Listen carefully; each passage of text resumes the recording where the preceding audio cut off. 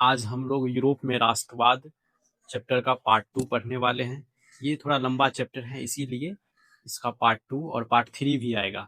और पार्ट 3 में हम लोग ये चैप्टर को समाप्त कर देंगे और इससे रिलेटेड जो क्वेश्चन आएगा, वीवीआई क्वेश्चन जो आपके एग्जाम में पूछने वाले हैं, उसको भी हम लोग अच्छे से देखेंगे। और आप लोग कॉपी और पेन लेकर के सामने बैठ जाइए और ये देखिए। और ये सारा चीज जो हम लिखा रहे हैं, आप लोग ये मत समझिएगा कि ये हम लोगों के एग्जाम के पॉइंट ऑफ व्यू से नहीं है। आपके जो एग्जाम में टू द पॉइंट पूछा जाता है, उसी से रिलेटेड ये सब टॉपिक लिखे हैं। और आपको आने वाले एग्जाम, जैसे आप लोग जो है 10th पास करके अगर आप आर्ट में जाइएगा, तो आर्ट के बाद जो है कंपटीशन का तैयारी करिएगा, बिहार पुलिस, बिहार दरोगा, तो इस सब में भी ये सब काम आने वाला है। तो आप अच्छे से ध्यान से पढ़िए। और चूंकि आप लोगों को अगर 90+ स्कोर करना है, तो आप लोगों को सीरियस होकर के पढ़ना ही पड़ेगा। और आप लोग जो चाहते हैं कि बिना पढ़े हम लोग पास हो जाएंगे, तो ये सब बात बनी बनाई रहती है और ऐसा नहीं होता है। और जो इस तरह से पास भी होता है, आप लोग गांव घर में नाम सुनेंगे, वो तो एकदम जो है पास हो गया बिना पढ़े। तो इससे होता है वो, उसके उस केस में, उस लड़का के केस में 2-3 बात होगा। पहला बात ये होगा कि उसके आसपास कोई जो है, जो तैयारी करके गया होगा लड़का, वो बैठा होगा और वो झांक करके लेता होगा उसका जो है आंसर सब। या फिर जो ये केस हुआ होगा कि वो चोरी करके लिखा होगा। बस 2 ही केस होता है और कुछ नहीं होता है एग्जामिनेशन हॉल में। तो आप लोग अपने ऊपर कॉन्फिडेंस बना करके पढ़िए और अपने आप पर जो है कॉन्फिडेंस रखिए कि हम जो है खुद जा करके बनाएंगे, खुद अच्छे से लिख करके आएंगे और अच्छे से समझ करके यहाँ से जाएंगे और लिखेंगे। तो इसके लिए आपको पढ़ना पड़ेगा सीरियस होकर। तो चलिए शुरू करते हैं। यूरोप में राष्ट्रवाद का पार्ट 2 चैप्टर है। इसमें हम लोग पढ़ेंगे 18वीं सदी का यूरोप। मतलब कि पहला टॉपिक है 18वीं सदी में। सदी क्या होता है? देखिए, सदी का मतलब होता है 100 वर्ष बराबर होता है एक शताब्दी या एक सदी। तो 18वीं सदी का मतलब होता है 1700 से लेकर के 1800 ईस्वी तक। इसको हम लोग 18वीं सदी बोलते हैं। उस समय में यूरोप क्या था? आधुनिक राष्ट्र राज्य नहीं था। मतलब कि यूरोप में जो छोटा छोटा देश था, वो उसको हम लोग राज्य के रूप में नहीं मानते थे। पूरा जो है राज्य नहीं था, वो एक बड़ा देश में मर्ज था और पूरा यूरोप था। यूरोप छोटे छोटे राज्यों, डची और कैंटन में बटा हुआ था। उससे भी मतलब राष्ट्र जो था, राष्ट्र से भी छोटा छोटा भाग में बटा हुआ था। जैसे एक डिस्ट्रिक्ट के रूप में समझिए। तो छोटा जो जिला होता है, उस जिला में जैसे वो कहीं पे डच बोलने वाला आदमी था। जैसे हम लोगों के बिहार में कहीं पे मैथिली बोला जाता है, कहीं पे हिंदी, कहीं पे उर्दू, कहीं पे भोजपुरी। तो उसी तरह से यूरोप में भी डच बोलने वाला आदमी था, तो उसको डची बोलते हैं। कैंटन बोलने वाला आदमी था, उसको कैंटन बोलते थे। ये सब में बटा हुआ था। अलग अलग भाषाएं और संस्कृतियां थी, वही बताए। भाषा भी अलग अलग बोला जाता था और संस्कृतियां भी उसकी अलग। संस्कृतियां मतलब क्या होता है? उसका रहन सहन, खान पान कैसा है। जैसे हम लोग जो है, आप लोग जिस एरिया में रहते हैं, उसमें सुबह से लेकर के शाम तक आप क्या करते हैं, आपका रहन सहन कैसा है, कैसे खाते पीते, बोलते हैं, टहलते हैं, उसको हम लोग संस्कृति बोलते हैं। तो वो हो गया संस्कृति। सबसे बड़ा साम्राज्य था हैब्सबर्ग साम्राज्य, जो कि ऑस्ट्रिया में था। तो ऑस्ट्रिया जो है यूरोप की एक देश है और उसमें सबसे बड़ा साम्राज्य था हैब्सबर्ग साम्राज्य। उसके बाद उस समय कौन कौन सा वर्ग जो है आया? देखिए, जैसे हम लोगों के भारत में कास्ट सिस्टम है, ऊपर में ब्राह्मण, क्षत्रिय, वैश्य और शूद्र। उसी तरह से यूरोप में भी उस समय ये सब कास्ट सिस्टम था, पूरे विश्व में लागू था। और ये जो है पूरे विश्व में था इस तरह का सिस्टम। तो यूरोप में क्या था? कुलीन वर्ग और नया मध्य वर्ग उस समय नया उभर करके आया था। पहले ये था, ये पहले कास्ट सिस्टम यूरोप में भी था बहुत पहले। पादरी वर्ग ये सब आता था। पादरी को हम लोग जो है बोलते हैं यूरोप का क्रिश्चियन, सब का जो क्रिश्चियन कम्युनिटी का जो होता है मंदिर मस्जिद, उसको हम लोग बोलते हैं क्या? चर्च बोलते हैं। चर्च में जो जैसे हम लोग के मंदिर में पुजारी काम करते हैं, उसी तरह से चर्च में उसको पादरी बोलते थे। चर्च में जो फादर रहते हैं, उसको पादरी बोला जाता है। तो वो सब वर्ग के अंतर्गत आता था। लेकिन जब ये क्रांति शुरू हुई थी यूरोप में, राष्ट्रवाद की शुरुआत, तो उस समय 18वीं सदी में कुलीन वर्ग और नया मध्य वर्ग उभर करके आया। जिसमें कुलीन वर्ग जो है सबसे शक्तिशाली वर्ग था। कुलीन वर्ग का मतलब होता है कि उसके पास हर एक चीज, हर एक क्षेत्र में जो है वो सबसे आगे थे। शिक्षा के क्षेत्र में भी, आर्थिक क्षेत्र में भी, राजनीतिक क्षेत्र में भी। जैसे अभी के लिए कुलीन वर्ग हम लोगों के क्षेत्र में क्या हो गया? कुलीन वर्ग के अंतर्गत आ गया बड़ा बड़ा नेता, बड़ा बड़ा मंत्री। उसके बाद जो हो गया ये बड़ा बड़ा अधिकारी, आईएएस आईपीएस, ये सब कुलीन वर्ग के अंतर्गत आ गया हम लोगों के अभी के समय में। तो अब ये जो है सबसे शक्तिशाली वर्ग था, उस समय भी शक्तिशाली है, इस समय भी शक्तिशाली वर्ग है। अधिकतर भूमि के मालिक थे। भूमि मतलब अभी जो जिसके पास बहुत ज्यादा पैसा रहता है तो भूमि होगा ही, जमीन जायदाद जिसके पास ज्यादा था वो, राजनीतिक अधिकार इन्हीं के पास। वही बोले राजनीति जिसके पास ज्यादा पैसा रहता, अभी भी जिसके पास ज्यादा पैसा है, सारा चीज है, जमीन जायदाद है, उसके पास भी राजनीति, वही नेता लीडर बनता है। तो यही है, ये सबसे शक्तिशाली वर्ग है। मध्यम वर्ग के अंतर्गत कौन सा आता था? व्यापारी, उद्योगपति, शिक्षक, वकील, डॉक्टर, ये सब। जो अभी हम लोग हैं नॉर्मल छोटा मोटा शिक्षक, वकील जो है वहां पे कोर्ट में जाकर के अपना जीवन यापन किसी तरह करता है। उद्योगपति छोटा मोटा उद्योग, दुकानदार, रेहड़ी पटरी वाला, ये सब जो है एक जगह से दूसरी जगह गाँव घर में सामान बेचता रहता है। डॉक्टर छोटा मोटा झोला छाप डॉक्टर।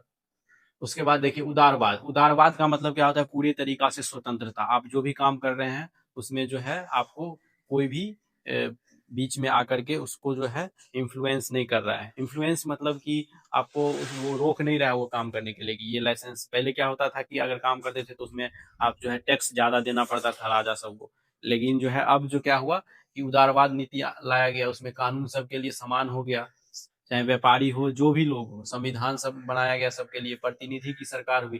प्रतिनिधि की सरकार मतलब कि जनता एक व्यक्ति को चुनती थी, जो अभी लोकतंत्र की सरकार में चल रही है। हम लोग ही अपने नेता को चुनते हैं, वोट दे करके चुनते हैं, और वही नेता हम लोगों के लिए कानून बनाते हैं। उसी को प्रतिनिधि सरकार बोलते हैं। व्यक्तिगत स्वतंत्रता, लोगों को आजादी मिली जो मतलब खुल के जीने का सही ढंग से। उसके बाद है महिलाओं को मतदान का अधिकार उस समय नहीं था। महिलाओं को मतदान का अधिकार नहीं था।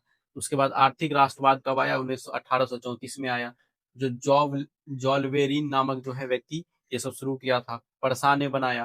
परसा क्या था? परसा जो है एक यूरोप की क्या है क्षेत्र है, उसको हम लोग परसा बोलते हैं। जैसे ऑस्ट्रिया, परसा, ये सब जो है जगह का नाम है।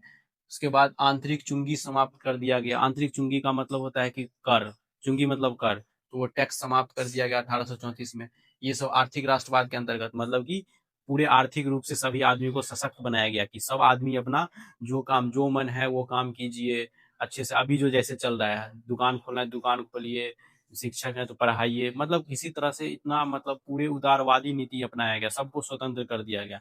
जो मन सो करिए, किसी को बिना हानि पहुंचाए अपना काम कीजिए। उसके बाद है जर्मनी की एकीकरण का मार्ग प्रशस्त हुआ। पूरे जर्मनी को एक कर दिया गया, एकीकरण किया गया। इससे क्या हो गया? व्यापार आसान हो गया। अब है 1830 की जुलाई क्रांति। 1830 में जुलाई की क्रांति हुई। क्रांति मतलब समझते ही हैं कि कोई भी चीज में विद्रोह करना, सब लोग इकट्ठा होकर के। तो सबसे पहले फ्रांस में हुई 1830 की जुलाई क्रांति। उसके बाद उस समय चार्ल्स दसम निरंकुश शासन चला रहा था। चार्ल्स दसम नाम का एक आदमी था जो उस समय जो है राजा बना हुआ था। तो ये जो क्रांति हुआ, विद्रोह किया जनता लोगों ने, तो उससे क्या हुआ कि उसका जो है उसको हटा करके लुई फिलिप को बना दिया गया। लुई फिलिप को जो है संवैधानिक राजा बनाया गया, राजा बना दिया गया।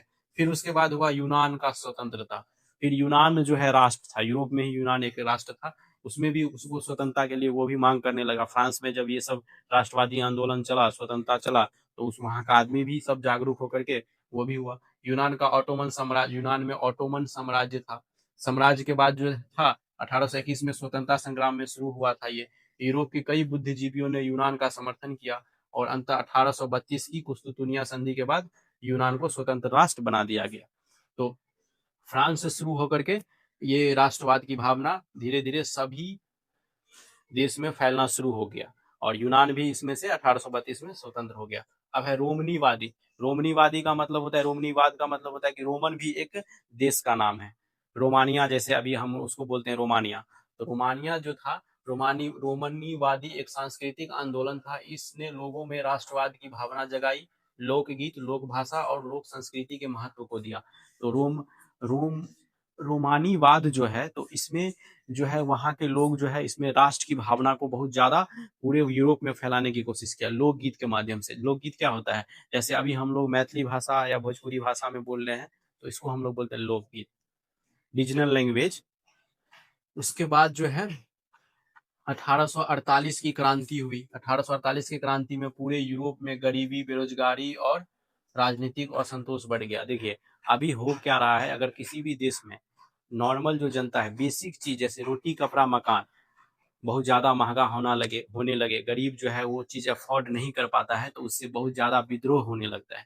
क्यों? क्योंकि वो अगर वो वही चीज़ अफ़ोर्ड नहीं कर पाएगा, बेसिक चीज़ ही नहीं, जीने के लिए जो बेसिक चीज़ ज़रूरी होता है, वही चीज़ अफ़ोर्ड नहीं कर पाएगा, तो वह विद्रोह करेगा ही। तब काहे उसको हम लोग नेता बनाएँगे कि हमको हमारे जीवन को सुविधा प्रदान करेगा वो।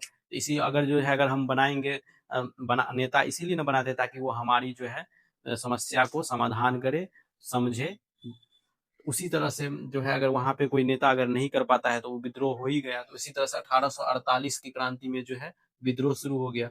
लोगों ने संविधान, मताधिकार, प्रेस की स्वतंत्रता और राष्ट्रीय एकीकरण की मांग की। जितने भी लोग थे सब प्रेस की स्वतंत्रता मतलब कि मीडिया सब की जो है स्वतंत्रता की मांग करने लगी, संविधान की स्वतंत्रता की मांग करने लगी, मताधिकार वोट देने का मांग करने लगा। उसके बाद जो हुआ फ्रैंक फ्रंट की संधि बनाई गई, लेकिन यह सफल नहीं हो गया। तो यही सब जो चल रहा था 1800 क्रांति में, तो जनता सब विद्रोह करने लगी, तो उसके लिए फ्रैंक फ्रंट की संधि बनाई गई। फ्रैंक फ्रंट की संधि में ये बोला गया कि आप लोगों को राहत दिया जाएगा, अच्छे से जो है हम लोग इस पे काम कर रहे हैं, आप लोगों का जीवन स्तर में सुधार होगा, महंगाई कम किया जाएगा, बेरोजगारी को दूर किया जाएगा, सारा चीज होगा। लेकिन इससे कोई काम जो है सफल नहीं हो पाया। अब देखिए कुछ वीवीआई प्रश्न देख लेते हैं, डेट्स जो ऑब्जेक्टिव में पूछे गए हैं। 1797 में क्या हो गया, नेपोलियन का इटली पर हमला किया। उसके बाद जो है 1815 में वियना कांग्रेस हुआ। 1834 में जॉल वेरिन आया। 1848 में यूरोप में क्रांति शुरू हुई। उसके बाद 1859 से 1870 तक इटली का एकीकरण हुआ। 1866 से 1871 में जर्मनी का एकीकरण हुआ। तो ये सारा टॉपिक जो है बहुत ही इम्पोर्टेंट है आप लोगों के एग्जाम के लिए। और फिर एक पार्ट थर्ड लाएंगे, उसमें जो है ये चैप्टर समाप्त हो जाएगा। उसके बाद हम लोग दूसरे चैप्टर में भारत में राष्ट्रवाद की भावना कैसे पनपी, ये भी बहुत इंपॉर्टेंट टॉपिक है। और आप लोग अच्छे से पढ़िए और इस विकास की पाठशाला को जो है लाइक, शेयर एंड सब्सक्राइब जरूर कीजिए, ताकि आपको हर एक सब्जेक्ट की पढ़ाई इसी में हो जाए, और वो भी बिल्कुल फ्री में। और बहुत सारे सर हैं जो आपको, कोई सर इंग्लिश पढ़ा रहे हैं, कोई सर मैथ पढ़ा रहे हैं, कोई सर आपको फिजिक्स पढ़ा रहे हैं। तो बहुत सारे सब्जेक्ट, सभी सब्जेक्ट की तैयारी आपको एक ही चैनल पे मिलेगा। तो इसीलिए आप लोगों को बहुत बहुत धन्यवाद देखने के लिए, और लाइक, शेयर एंड कमेंट जरूर कीजिएगा। समझ में आए तो, नहीं समझ में आए तो वो भी लिखिएगा, ताकि और इम्प्रूवमेंट किया जाए इस वीडियो। चलिए बहुत बहुत धन्यवाद।